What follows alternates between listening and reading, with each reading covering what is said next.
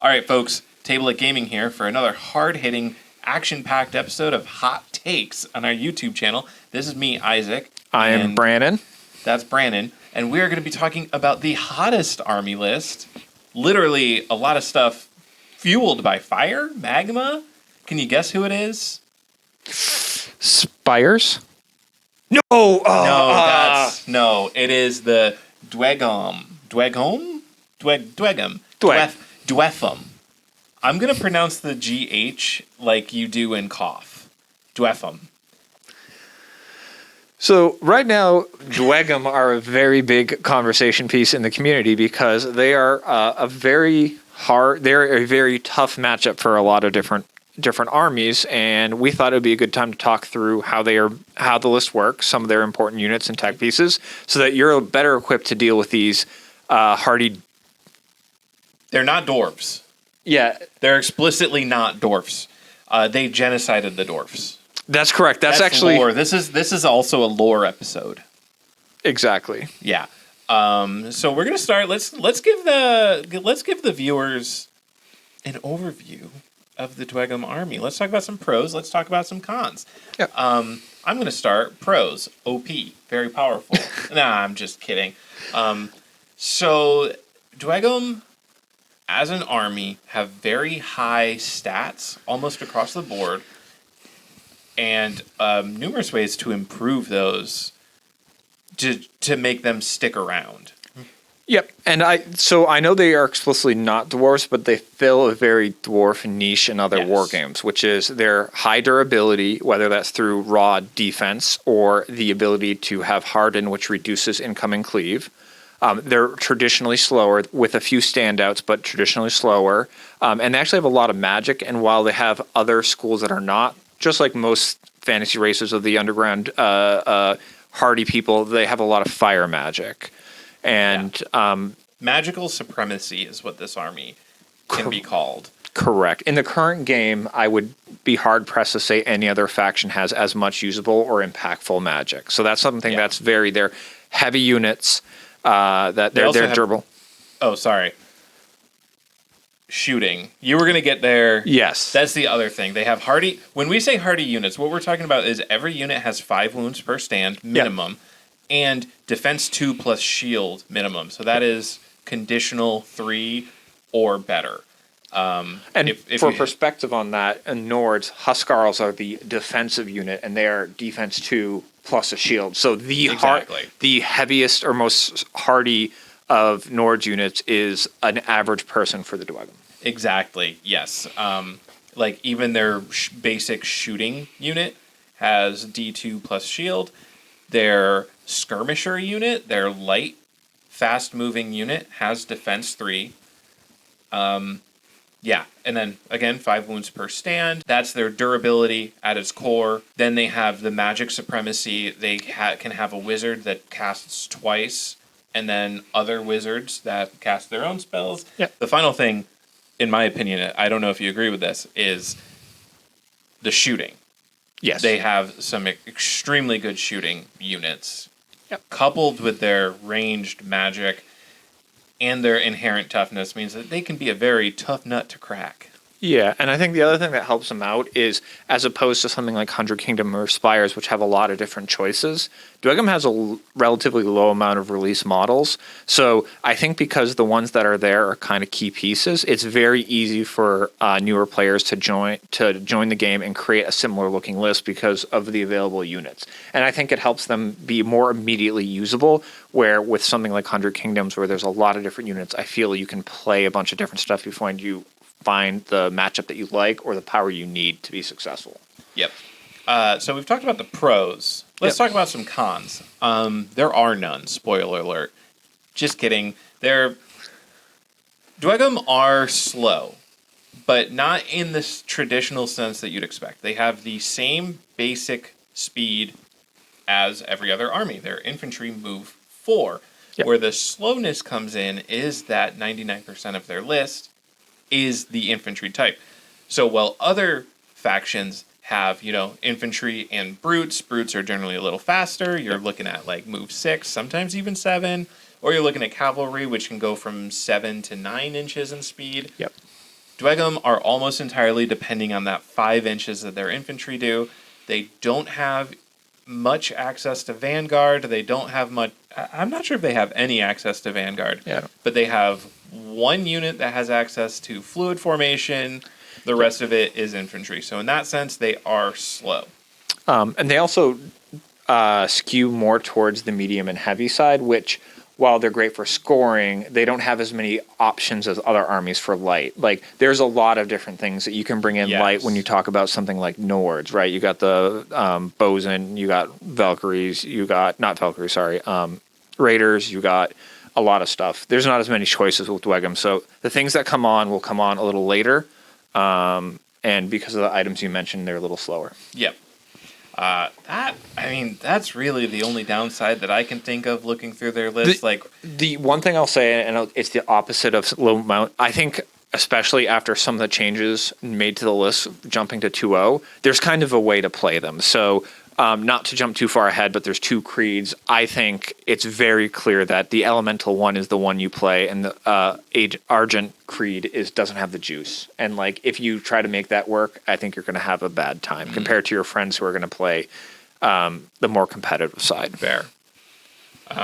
They also have some pretty wildly variable supremacy abilities, but we'll talk about that now. How about that? Let's talk about. We'll talk in a kind of broad sense the army. I know if you've watched our videos before, we had a pretty strict format where we went through the entire list entry by entry. Should have said this at the start. We're kind of mixing it up a little. We're going to try to hit more broad strokes than like this unit has move 5, clash 2, volley 1, 3 wounds. We're going to try to hit broad strokes instead of hit every single detail of minutia. But I think it makes sense to kind of go through the army rules, and then we get to supremacies, because that's where there's a choice. So there's going to be 2 army rules that everyone gets no matter what, which is their firstborn Child of War, which allows you to ignore enemy regiments for interrupting reinforcement line. It's cool because it's free, but I don't see this happening in most games I play. They're technically kind of this is raw right now. As of the time that we're recording this, 4/20/2023, raw is that enemy regiments don't actually interact with your reinforcement line. So it's funny that Dweghom have this ability, but I know that's being reworked. Yep. So, Yeah, so even once it works as expected, it's still like the enemy has to get something that interrupts past you. And it's one of those things where it's fine, but I don't think you're going to plan an army around it. The second one is Pursuit of Agam, which is the money. Command stands of regiments not connected to a character can perform dual actions, which... An additional free dual action. Correct. But there's less penalty, so you don't break if you say no to it. So, as we've talked about before, duels are not the strongest thing, because there's not much penalty to saying no, and here there literally is none if you're not broken. So it's cool. There's probably a few edge cases where if you remember this, you can take out a broken unit or something. But in general, I don't think this is going to be that impactful. Yep. Neither of their army rules are super impactful, is what we just said. Yeah. So then moving on to the next thing, though, they do get a choice, just like 100 Kingdoms, which is they get Dweg creeds, and they're based on which hero you pick which character you pick as your warlord. There's 2 of them. One is the Elemental Potency, and the other is Argent Creed. The Elemental Potency one is what you probably hear about when people talk about this in any communities or having a rough time, which is for every cast you get a spell marker, and that spell marker can be used instead of rolling a dice to get an automatic success on a clash, a defense, or a resolve. And when we talk a little bit later about spellcasting, that is something, depending how your army is built, you can get a lot of those very quick, and it can make very key decisions trivial, because you can say, well, I've casted 6 or 8 times this turn. I'm going to use all of them to make sure you can't kill my unit. Have fun.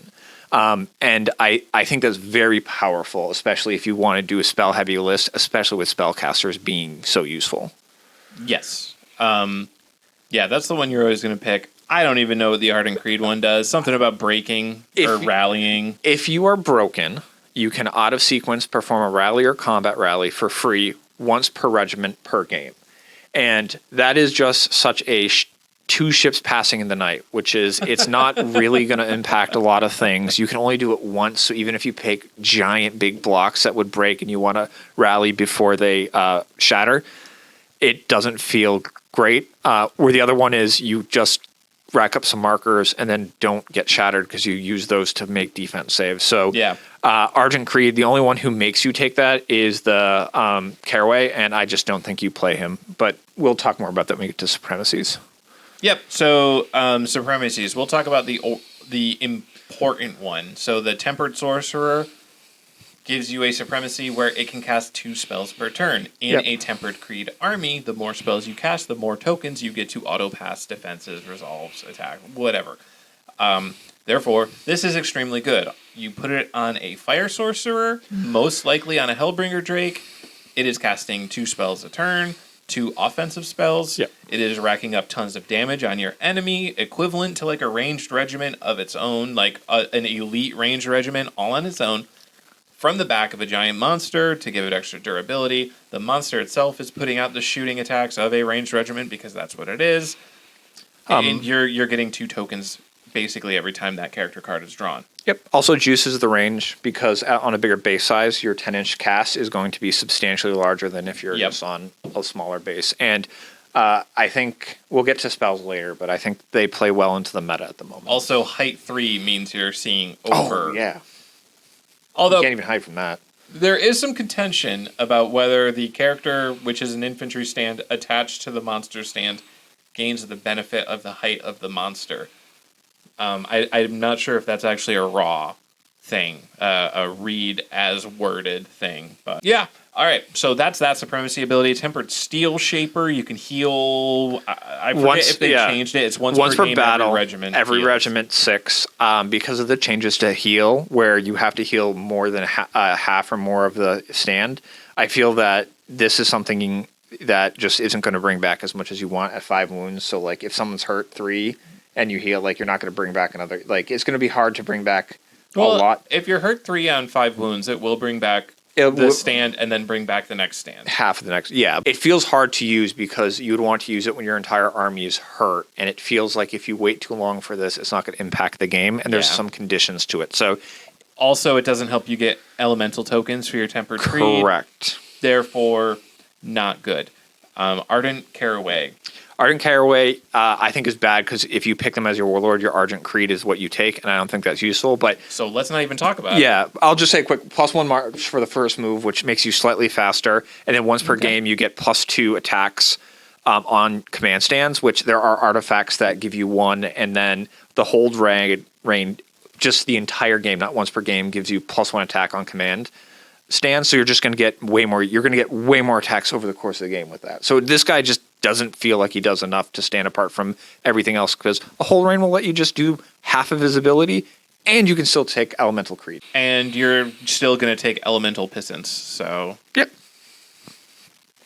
Yeah. What we're saying is take a Tempered Sorcerer Warlord, then also take a Hold Ray, and also take a second Tempered Sorcerer. And here we've got the core of your list going. Yep.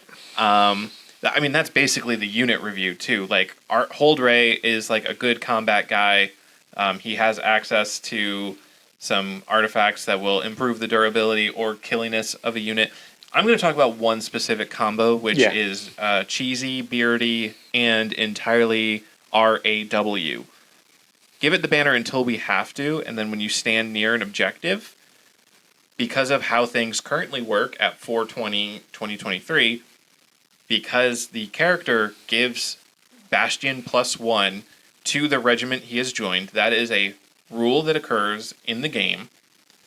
Thus, it gives it to the regiment, which the special character is a part of. Thus, the special character also, or the character also gets it. Therefore, when you draw the regiment, you get Bastion +1, your defense goes up. When you draw the character, Bastion +1 again, your defense has gone up 2. You can get defense 7 Hold Thanes. That is so brutal. Yeah, because Hold Thanes can get a Herald of Stone, which already has Bastion 1. So when they draw their draw event, it becomes Bastion 2, effectively, and then the later Bastion +1. So, yeah, that's the brutal thing. So you take the character for like that kind of cheesiness, or you just take it as a cheap and cheery combat character who happens to unlock Dragon Slayers, probably the most important aspect of Hold Rays. Tempered Sorcerers. You take them in two ways, and you generally take two of them. You're going to take one on a Hellbringer Drake for all the reasons that we've said before. Yep. He's going to be Fire School, and then you take one on foot, which is most likely going to be Fire School or Magma School. So the reason you do this is because Fire School is all direct damage attacks, but some of them can get pretty short range. Yep. And I would like to just dig. So there's two, I think, main standouts. One is Fireball, 14-inch range, 3 attunement, inflict 1 hit per success on enemy, and it counts as armor piercing too. If you want to hit one target, it's got the range.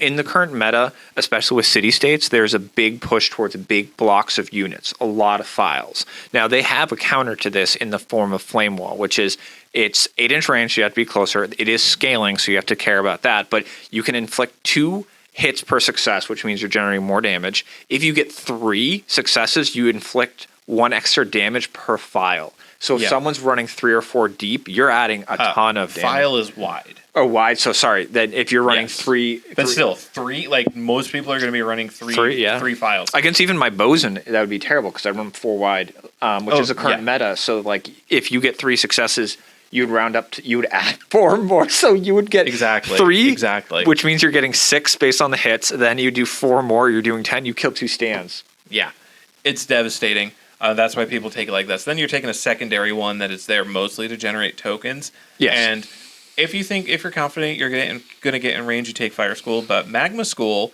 has the ability to cast a spell that targets an area on the battlefield, which means that you can target, like, you don't need an enemy nearby, you don't need like a friendly unit nearby, you just always are guaranteed to be able to cast that and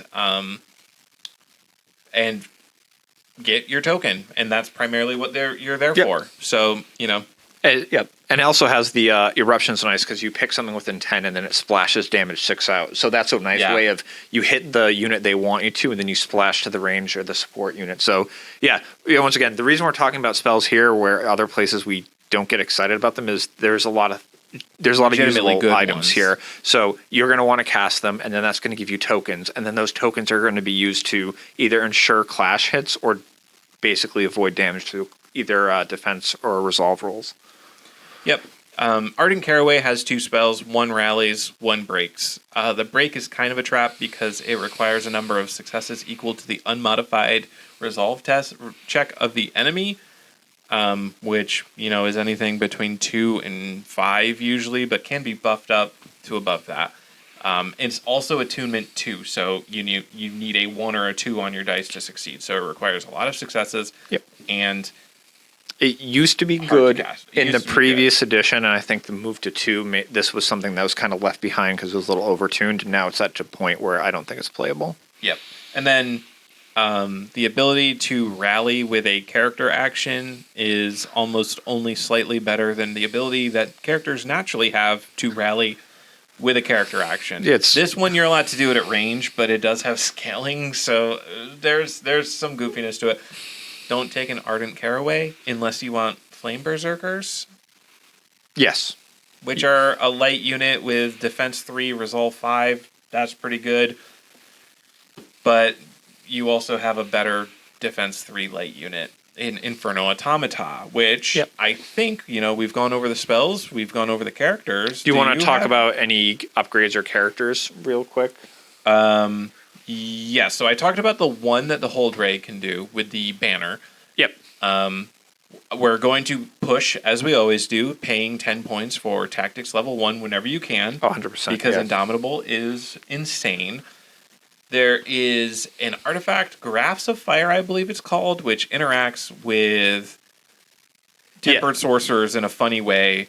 It causes them to reroll resolve check, a target to re-roll resolve checks, and because spells force resolve tests, you get a ranged re-roll resolve test. So your spells are doing even more damage. Isn't that so cute? But again, that is sort of a niche upgrade because 1 out of 7 armies in the game completely ignore resolve. That's Old Dominion. Nords have Raven Messengers, which is an easy way to get 5 resolve across the important parts of their army. Yep. And Dweghom have naturally high resolve. So, sure, pay the points, but maybe it's not the best use of points if you have other options. Yep. One that stood out to me was the Heart of the Mountain. It allows you to ignore interference. So as a very magic forward, that's a really nice thing. And it increases the attunement, which combos well with everything else you're going to do, which is you want to be casting spells, so you don't want people to interfere or have the low attunements to fail, because you want to be racking those up to be earning the token. So that feels a nice way to kind of bring a little bit more control into your side. This is one I wrote, is if you actually like the Caraway's ability to add +2 attacks per command stand across the army, if you just end up taking a whole ray, you can take Remembrance of the Core, which is a 10-point artifact that once per game you can add +1 to every command stand. So just to replay that back, for 10 points, you can have the whole ray do 2/3 of what the Caraway does. So I just thought that was a fun interaction that I noticed. Good. We love that. The other thing, I also noticed a few other things, which is Gift of the Fire and then Memory of the Breath are both 2 different items. One's, I think, under Tactic and one's under Arcane upgrades that add +1 to Aura of Death for your unit that you're attached to. Mm-hmm. The reason this is interesting is things like Fire Slayers will hold are things with high defense that like you don't want to get stuck in. So now, because you can't kill them, they have too much defense. So now you have an Aura of Death too. So if I charge you with stuff, when I activate, I'm now going to take damage from Aura of Death, and then it just makes them even worse to be engaged with. So I'm not sure it's the best thing in the world, but I thought it was interesting. You could take 2, hit that cap of 2, and just make it even worse to get stuck in with. Like, because that gets around Blessed, right? Like if my big Blessed Valks hit it, because I use that against your attack, and then when I activate, I have to take that, and that's once again, chip damage is one of those things when you're in these big lengthy handouts. Yeah, I mean if you've got so I will say Flame Berserkers already have Aura of Death. Yeah, but you can also get a Herald of Magma, which also has Aura of Death. But yes, if you charge in, you do your attacks, they use their Blessed on it. If they're a Defense 3 regiment, Aura of Death 2 from 3 of your own stands are going to give you, 6 automatic hits, and then statistically, Defense 3 is going to fail 3 of those tests. Yep. 3 damage is, I would say, just above the level of chip against many targets. Correct, yeah, 100 against Noirs, a lot of things. Yeah. That's half strength, right? You kill half stand. Yeah, so that is pretty good, but I think all the units that you really want to have Aura of Death on, you already have easy access to it. Like, they either inherently have it, or if you're Hold Thanes, you take... Yeah, I was going to say Hold Thanes, the one. Herald of Magma, and you've already got Aura of Death, too. So. And I know this is an upgrade, and I have it here, and you covered it earlier, but I want to double down. Sorcerer on a Drake. That is like if you skip past everything, this is the one upgrade. I'll still die on the hill in Tactics 1, but Sorcerer on Drake. Do it. Yes. If you're not taking a Sorcerer on Drake, you're not taking a Drake. Yes. Because the Drake's whole thing is they have a special action where they can overcharge, which gives them more attacks, more AP. The thing is, as an action, that is not really better than Take Aim. As a draw event, which the Hellbringer Sorcerer Mastery makes it, that's really good, because now you can use the draw event and then either immediately expend it with Take Aim and be extra devastating, or build it up over a couple turns while still constantly bombarding with Taking Aim, and then just unleash for 1 super attack. Yep. And it'll be very good. So that's what I have for the upgrade. So I didn't know if you wanted to... I know we don't want to jump too far into specific units. I don't know if there's 2 or 3. So let's talk about the current way to build a list. So as stated, you take a few sorcerers, you run with a Tempest, you put one on a Drake, you have a very spell forward. You want to take Dragon Slayers because they are defense 3 and hardened 2 or 3, so that hardened 2, so that they ignore 2 points of cleave. So they're just which is ridiculous. And then they're cleave 2 and they're Fiend Hunter back. So like I know I don't want to throw my Jotnars in them because if I don't kill on the charge, which is hard because of their defense and hardened, they eat me. And then there is, what is their range unit? Fireforged. So Fireforged are 14-inch, armor-piercing 2, barrage 4, volley 2, defense 3 plus shield, which is ridiculous defense, decent range, and armor-piercing 2 is just pretty good. Having volley 4, great. They can get an upgrade for torrential fire, which is when you're in effective range, you every hit is 2 hits, Yep. which is good. 7 inches is meh, but I feel like most people are going to take that any day. I don't know why I'm sour on it. I feel like most people are pretty hype on it. Yeah, I think it's just because it at that point when you're attacking other range unit, you're at the point where you're half range. So like when you're attacking against bows and you're getting hit the full length of or the full fury of the amount of barrage they have. I do think with your armor you can survive, but it does feel like something that, while not a bad upgrade, you could probably save a few of these upgrades and then put it towards something a little more useful. I think I can see that. I see where it's like good, but also most of my firefighting happens near max range. Yeah, because people know. I think the one thing I'll say that it is good for is if the opponent knows what torrential fire does, you can use that to kind of keep them out of the 7 inch. That's true. But I do think when you do this with slingers to get in their torrential range, I think sometimes you take moves you shouldn't because you want to get max value out of the torrential fire. We're giving Isaac tactics advice in a Dweghom video. Wow. Yeah. But I think it does sometimes people they want to make value on their upgrades and they might be pushing their characters, the stands a little too far. So I do agree with you. While it is not a bad upgrade, I think it might not be the most effective point usage. Yeah, it's 25 points, which is quite a bit on an already expensive regiment at 100. You're almost halfway. It's 60 per extra stand. So the question is, that's just under half. Like, should you just get rid of 2 of those and then just bring along another stand? Probably, in my opinion. Yeah. It depends on how many of your opponents are getting close enough in your face for you to consistently make use of it. I feel like I don't get to make use of torrential fire nearly as much as I'd like to with slingers. Yep. I feel like I would do it even less on a unit that has 2 inch less range. So that's Fireforge. Dragon Slayers we touched on. They have defense 3. That's their weak point. Hit them with 6 or more clash 3 or higher attacks. And if you have an attack that can do that at range or not at or in melee, I almost was like not at range. What's the word for that? Melee. If you can hit them with 5 or more decently accurate attacks per stand, you can take down Dragon Slayers. A lot of the people are very scared of them because hardened -2. Well, just don't use cleave at them. The weight of attacks. And this is why I think Bozen, everyone, including myself, thought they were originally great against Dragon Slayers because they have on a 1 they ignore armor. But actually, it's the weight of attack. That's the thing. Defense 3 is average. You're going to blow 50% of those defense you have to take. Weight of fire, just get as many shots on them as possible. Whether that's basic range attacks, who cares if it has piercing or not? They're going to ignore it. Or when I like to do is throw things like Raiders at them, which is their cheap disposable. They have flurry. Once again, weight of attacks, and then if I die, I just want to trade up.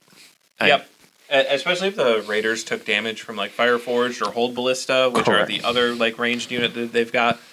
As they go in, they're going to get Blood of the Einherjar going. And it's going to boost them from 4 attacks per stand to 5 attacks per stand, hit that threshold, and I feel like you're going to do some work. Like, you probably won't kill them all in one go because they do have 6 wounds and resolve 4. So you're not doing a ton of resolve damage, and you have to cut through a lot of wounds. But, like, you throw 60 or so attacks into them over, 2 or 3 regiments, and they're going to fall down. Yeah, so the other range unit they have is Hold Ballista. The big difference here is that it's light. It has a little bit more range and only 3 barrage. Yep, so less attacks per stand. Same accuracy, a little bit less defense with only defense 2, but they still have shield. Still shield. Less armor piercing. But these are a good get you some board state early game. They can't hold a point, but like they can hit enemies from 18 inches away. That's pretty good. Get them in the garrison, they'll be annoying as heck. Yeah, exactly. They'll win shootouts with other enemy shooters. So, like, when the mercenary crossbowmen show up, you have 2 higher defense than them. So you are naturally going to annihilate them at the same range with the same otherwise armor piercing. So they're not getting saves, and you're getting 2s. So do that math. You can also choose to give them a bastion as well if you win priority or if you decide to activate your rangers first. You're definitely winning that shootout. Even against Bozen, maybe. I don't actually know. Maybe point for point. I think point for point they trade well just because bows are so expensive. But yeah, I mean, yes, ones will break through, but if you're defense 2 +1 shield +1 for Bastion, yeah, the you'll bounce a lot of their volleys or barrage. Yeah. A unit that I want to talk about is Inferno Automata. This is good because I messaged you earlier today and I said, hey, I think they are not good. And you said wrong. And I would like to hear why. They are a light unit Yep. with 8 movement. They have Clash 3. They have impact attacks. I'm gonna say the really the insane thing about them. They're defense 3. They are as fast as Raptors. Have only 4 attacks per stand, but like at Clash 3, that's nasty. Their impact hits fluid formation, so like with their 8 move, like they can reasonably like use the free reform to close the distance on a charge by 4-5 inches and then charge. So they're reliably making like 12-inch plus charges without even rolling from the beginning of their activation. They have evasion 2, so anything more than AP -1 is wasted. Now I'm just gonna remind you, this is a light unit. Wound 5, defense 3, evasion 2. And they're also 8 move.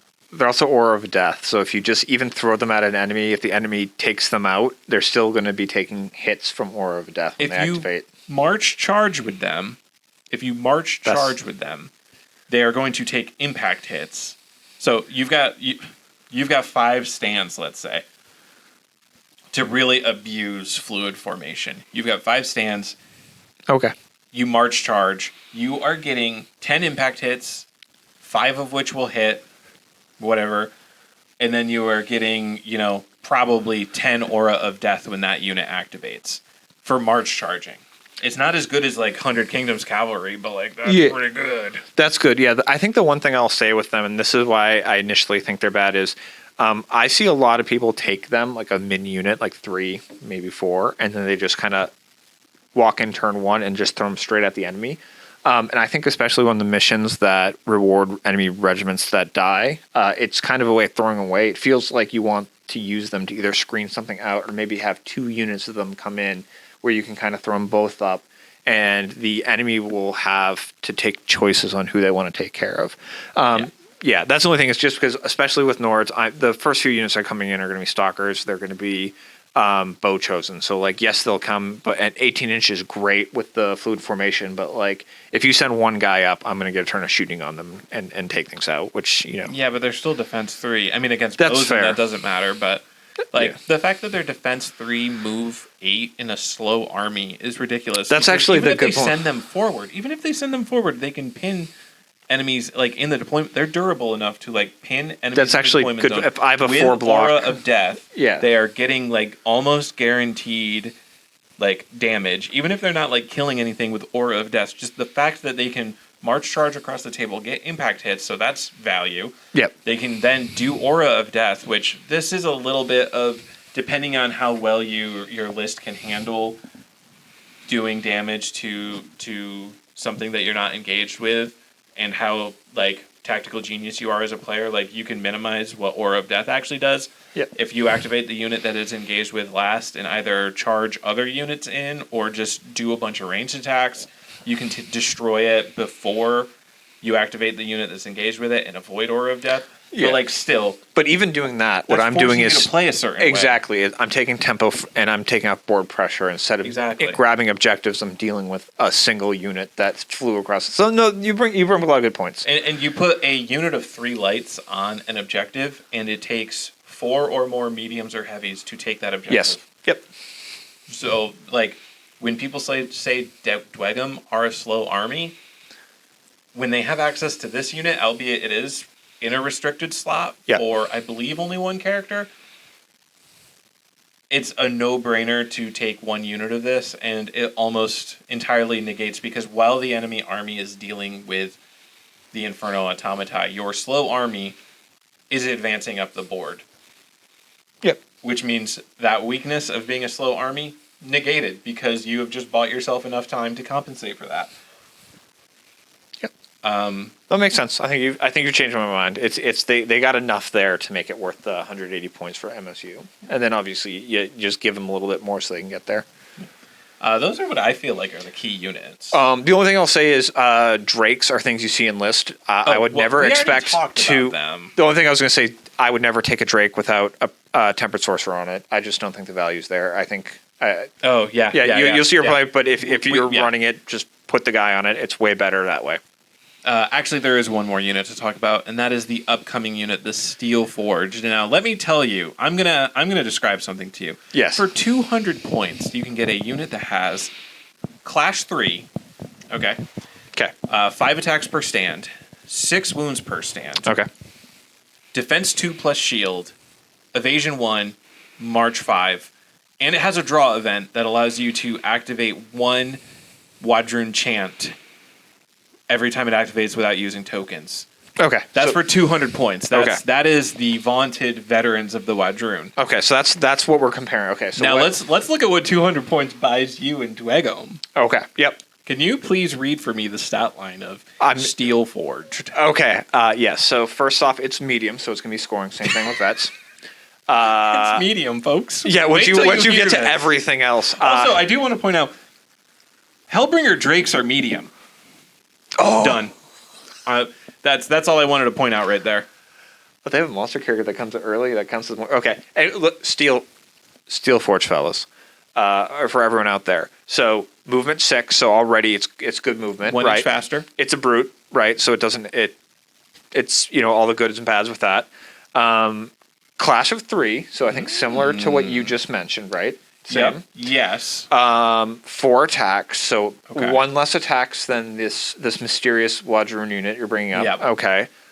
Only 5 wounds, so one less. wound. 1 less. 5 defense. I don't think I've seen much in the game with 5 defense. 5 defense. 5 defense. No shield. No shield. Just no 5. conditional attached to Just that. 5. Just 5. And then you might say like, well, I don't know, maybe they'll trickle through damage through resolve. Resolve 4. Resolve 4. It's also resolve 4. What was the unit you talked about was 3? The veterans of the Wadrun were 3. Yes. Okay, so well, they're robots. They're steel. Okay, but they're not. They're They don't care. And then to backstop it, so like let's say you're a bosun and you roll 1 against Steel Forge, and you're like, you know what? Take that 5 defense right out of here. You have evasion 2 to back it up. Okay, perfect. Good. Perfect. Good. But surely they don't have any special rules or draw events. Well, I mean, cleave 1, you don't want that. No, cleave wants everything has hardened. Fearsome is who wants this one who breaks up. They have to impact 2, which is with their movement of 6, you can actually get a move charge off, or if you get a charge and a clash. Oh, but they only have Clash 3, so that's not impressive. That's only 1 impact hit per stand. That's true. But they actually have a specific draw event called Flux Power, which is actually something that is not covered in the Dweg rulebook. It's actually a core draw event, by the way. So other regiments outside of Dweghom could theoretically have access to this one, folks. And what does it do? You either get +2 to your clash or +2 attacks. Now, this is a false choice. +2 clash is literally always more valuable than +2 attacks. I cannot think of any situation unless there was otherwise. some spiking. Unless there's a mechanic that doesn't exist that like spiked on number. Like maybe if you Quicksilver where you want like to roll a bunch of 1s. But precise shot. Precise shot, Or precise whatever. But, okay, so built-in cleave, higher move. They're effectively Clash 5 for those impact hits and for the 4 attacks that they're making. And then defense 5. Like, this is 200 points? This is 200 points for a medium regiment with defense 5? It is a restricted choice, which I think veterans are not... No, they are a mainstay. Oh, you're right. There we go. We've resolved it. No, I'm on team veterans, and Steel Forged are exactly equal. The one downside from Steel Forged, because we actually looked this up today, is I think the MSRP at $100 for a set of 3. That is what Miniature Market currently shows them as, and Golden Distribution currently has it listed as the MSRP price. So we'll see, but that I think will be a limiting factor for how many of these. But this feels like something that will make list as soon as it comes out. Yep, these little eggy boys. But because they are restricted, they are fighting with Inferno Automata and Hellbringer Drake. per slot. But then again, you're bringing that second sorcerer, aren't you? You're taking 2 anyway. You're taking that second sorcerer, so you know what? Get yourself 3 total units of Fireforged, a Hellbringer Drake, a unit of Inferno Automata, and treat yourself with a Steel Forged. Yeah. These feel really... One thing we don't love talking about unreleased units, these have a release date, so we feel a lot more comfortable because things do change. These feel very powerful for 200 points, just saying that. If they stay similar to their current stat line, they will see the table.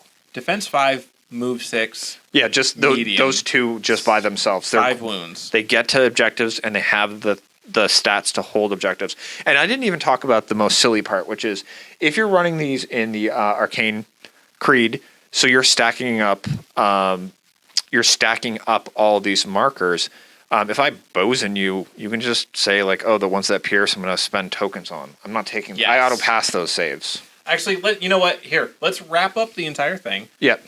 You are taking Tempered Creed. You Yep. are generating tokens. You have at least 3 casters to that effect. Yep. You have a Hold Ray because you can put him in Thanes and have a brick. You can bring Dragon Slayers. You can put him in Hold Ballista to get an early game scoring unit because he scores and Hold Ballista do not. Yep. You are taking a Tempered Sorcerer on a Hellbringer Drake with Fireforged and maybe Hold Ballista or Hold Warriors just as cheap objective holders. You're bringing Inferno Automata. Then you are bringing a second Tempered Sorcerer that is going to go in a unit of Fireforged or Hold Warriors, depending on how many points you feel you have to spare between everything else that you've taken. And then when they come out, you're taking Steel Forged. The list of priorities here is A, score points. Do everything that you can to score points because you're actually pretty good at it because you don't die on objectives. Yes. B, cast spells. And C, use spell tokens, use elemental power tokens to frustrate your opponent at every single turn.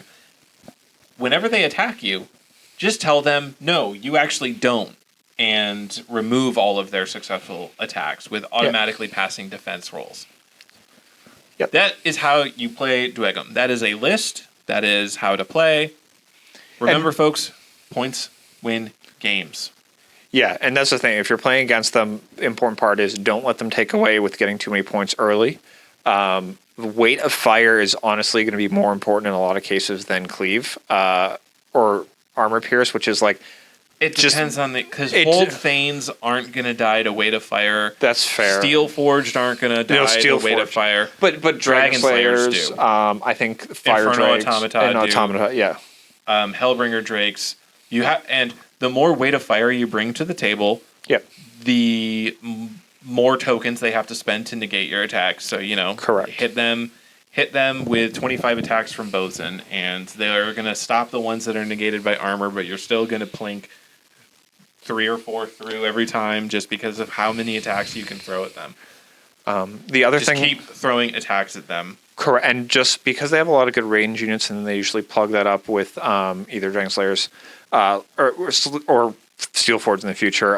It's just very important that you don't commit just one unit at a time, because what happens is they'll time up with a unit and then they'll use their range to pick it apart. So consolidate front and be very cagey on when you engage. I think that's the thing that's the most stressful in my opinion about Dweg games is you have to be very methodical and just you pre-measure everything, just because once you move, if you move a little too far, you're going to ask your opponent threat ranges all the time. 100%. This is just good play advice. This is general advice. Correct. Ask your opponent threat ranges as you play. When you're positioning, be like, what units will be able to attack me here?